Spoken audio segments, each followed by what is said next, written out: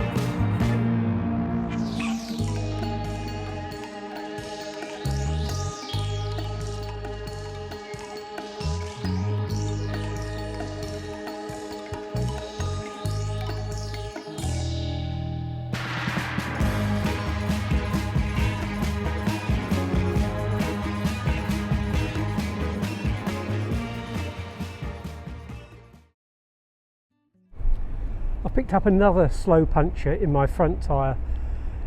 I should have been better prepared before I left, in all honesty. My bike is a road bike. I only ever use it on the roads, and there's been a lot more off-roading, a lot more gravel than I expected, and really my tyres probably needed changing a little while ago. Deborah said to me before I came, "Are you sure your bike's up to it?" I said, yeah, don't worry, of course it's up to it, no worries. But now I'm finding out my lack of organisation and preparedness is biting me. So what I'm going to do is pop in this bike shop. It is only just gone 9 o'clock, so unusually for Spain, this is open. Spain tends to get up later than we do and stay up later in the evening than we do. That is, the shops close much later, but most shops don't open until 10. So I think this is a bonus at least. So I'm going to take that as the little win out of this puncture episode. This is how a professional does it, as opposed to me, who gets the levers and yanks it, but I wish I had all this gear. It's so much cheaper than the other place because the guy is fitting it as well. It's really good service and he knows exactly what's what.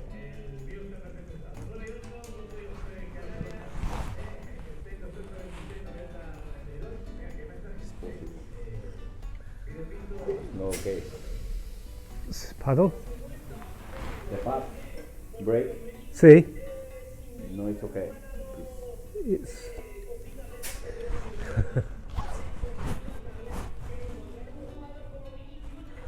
¿Qué es un problema? ¿Qué problema? The brake.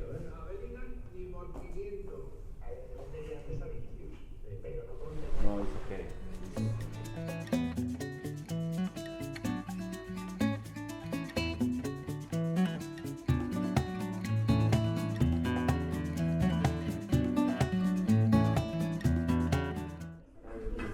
So guys, this is how I wish I could do it, as quickly and simply and as effortlessly as this, but I think I need a few more years training.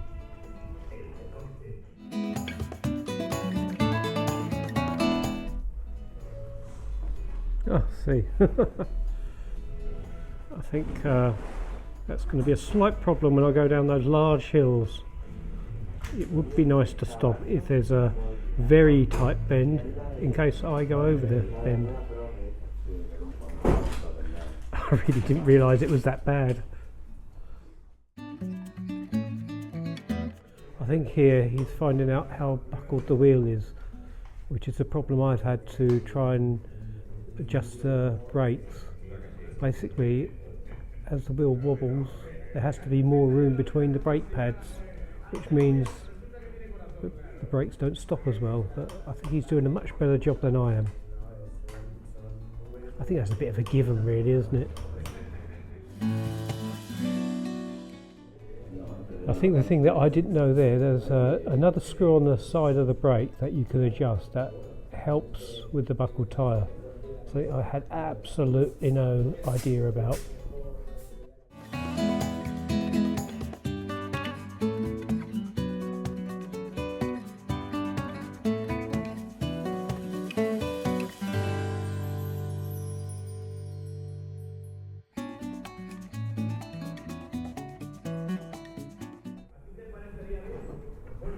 Es está.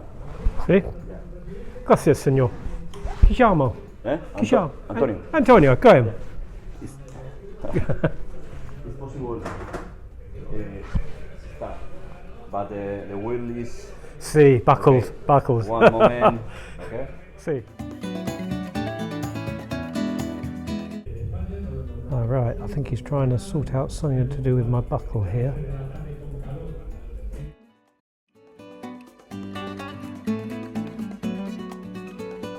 And that's how you do it, guys, rather than the way I do it. No prizes for guessing who my new best friend is. It's Antonio.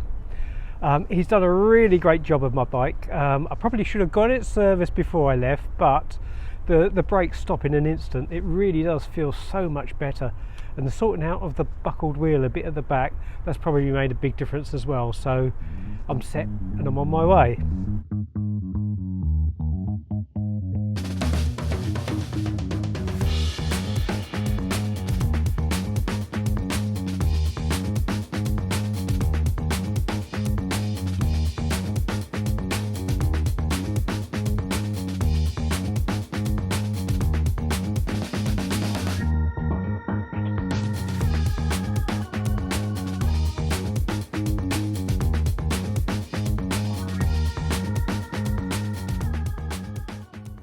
I often say that I want my daughter to be safe, secure and live a rewarding life. I think as parents we kind of want this for all our children really, and I never really thought about it too much until I had my second daughter, because I just assumed my first daughter would go off and find her own way in the world and work out how she wants to live her life, which she's now doing, and building a career and all those sort of things. But I think with my second daughter, I need to help her plan to be safe, secure and live a rewarding life. I want her to be safe from physical violence. I think that's a given. I don't really need to go into much detail about that. But I also want her to be safe from intimidation. You know, when you have people around you that just intimidate you? I don't want that in her life, really. I really don't want that for her. I also want her to be safe in her accommodation so that she knows that she has a roof over her head. So I think when I think about safety, it's more physical things. Whereas when I say secure, I really mean more a state of mind, in that I want her to be secure, that she always has consistent people around her who help her, because when I'm no longer here, she will need people to help her manage things, you know, occasionally utility bills, sort out Wi-Fi. Every time you buy a new TV, it kind of needs, I don't know, you need to be an electronics engineer these days to actually install the thing, get it working to the internet. But these are things that she may need help with. So I want the people around her to make her feel secure, that they're always there and to help her. And I suppose I want her to have secure employment, because secure employment means that she goes somewhere and does something with her day and her week, and her time's filled. It's not just nothing and boredom. The other thing, obviously, I think every parent wants this, is for our children to be financially secure, because if they're not financially secure, that can lead to homelessness, which again makes them less safe and all of those sort of things. But I'm not going to go into statistics about poverty for young people with additional needs, or anyone with additional needs. I know it's higher than for other sectors of the community.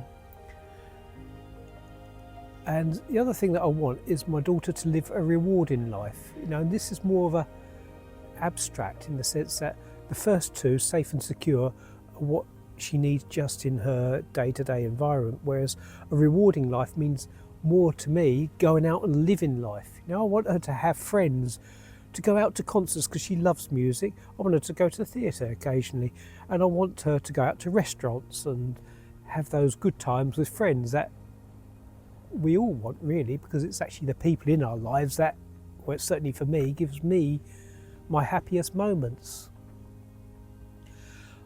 I also want her to have travel, because travel can be rewarding. I mean, she's travelled a lot with us in the past, and she does enjoy travelling, and she does get excited about going to museums and seeing new things and doing new things. So I want that to continue in her life, because that's rewarding in its own way, which is obviously what I'm doing here in Spain. And I suppose the other thing that I want her to have is a rewarding life, in the sense that as she gets older and older, she feels that she's growing and developing. You know, the old saying that, you know, if you're green, you're growing, if you're brown, you're whatever. I want her to think that of her life as actually, I'm constantly growing, doing new things, learning new things, and I was more than I was 10 years ago. So I think these are the things that I want for my eldest daughter, I want for me, I want for Deborah, I want for all the people around me, in all honesty. So that's what I really mean by, for my daughter to be safe, secure, and live a rewarding life.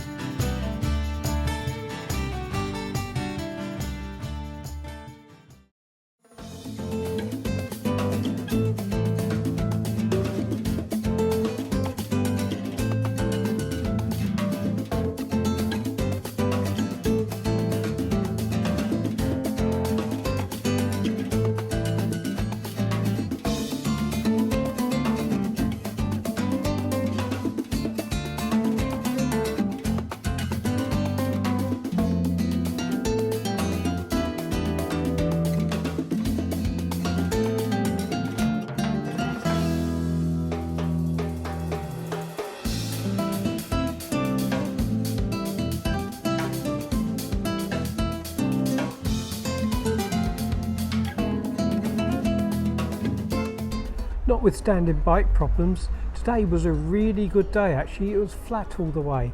I'd be surprised if I even made 100 metres climbing, which is 300 feet, so my legs are welcoming the break anyway. Had a slight problem with my Strava today. User error, I'm afraid. When I stopped at the bike shop, I accidentally put it on hold and forgot to restart it. So this is taken from Google Maps. Cartagena to Torrevieja.